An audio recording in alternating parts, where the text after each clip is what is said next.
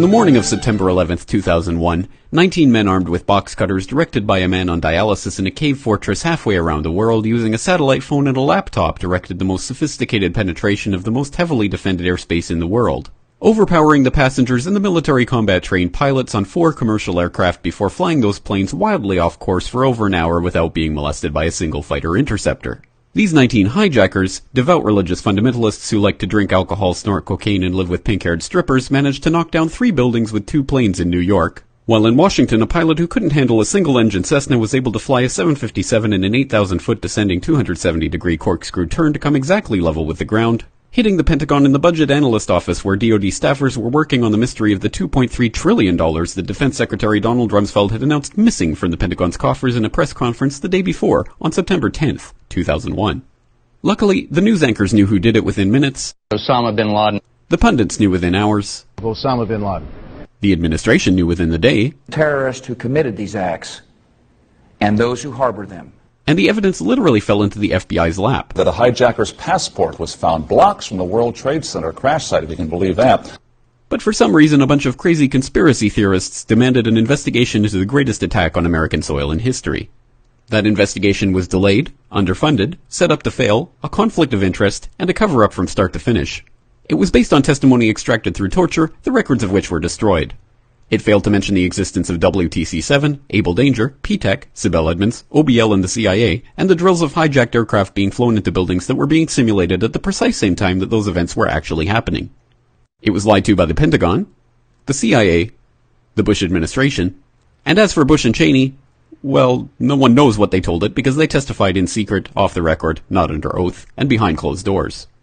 It didn't bother to look at who funded the attacks because that question is ultimately of little practical significance.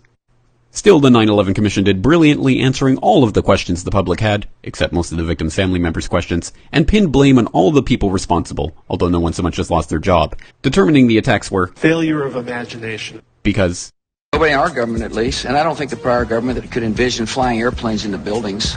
Except the Pentagon, FEMA, NORAD, and the NRO. The DIA destroyed 2.5 terabytes of data on Able Danger, but that's okay because it probably wasn't important.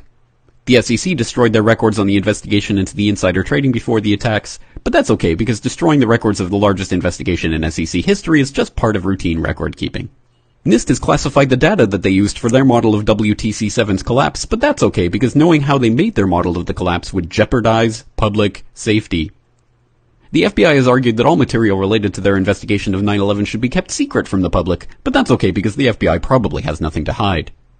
This man never existed, nor is anything he had to say worthy of your attention, and if you say otherwise, you are a paranoid conspiracy theorist and deserve to be shunned by all of humanity.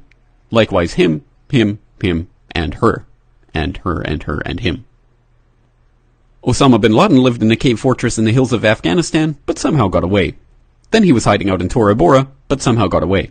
Then he lived in Abbottabad for years, taunting the most comprehensive intelligence dragnet employing the most sophisticated technology in the history of the world for a decade, releasing video after video with complete impunity and getting younger and younger as he did so, before finally being found in a daring SEAL team raid which wasn't recorded on video, in which he didn't resist or use his wife as a human shield, and in which these crack special forces operatives panicked and killed this unarmed man, supposedly the best source of intelligence about those dastardly terrorists on the entire planet. Then they dumped his body in the ocean before telling anyone about it. Then a couple dozen of that team's members died in a helicopter crash in Afghanistan. This is the story of 9/11, brought to you by the media which told you the hard truths about his head could be seen to move violently forward. And they took the babies out of the incubators. And mobile production facilities. And the rescue of Jessica Lynch. If you have any questions about this story, you are a batshit paranoid tinfoil dog-abusing baby hater and will be reviled by everyone. If you love your country and or freedom, happiness, rainbows, rock and roll, puppy dogs, apple pie, and your grandma, you will never ever express doubts about any part of this story to anyone. Ever. This has been a public service announcement by the Friends of the FBI, CIA, NSA, DIA, SEC, MSM, White House, NIST, and the 9/11 Commission. Because ignorance is strength.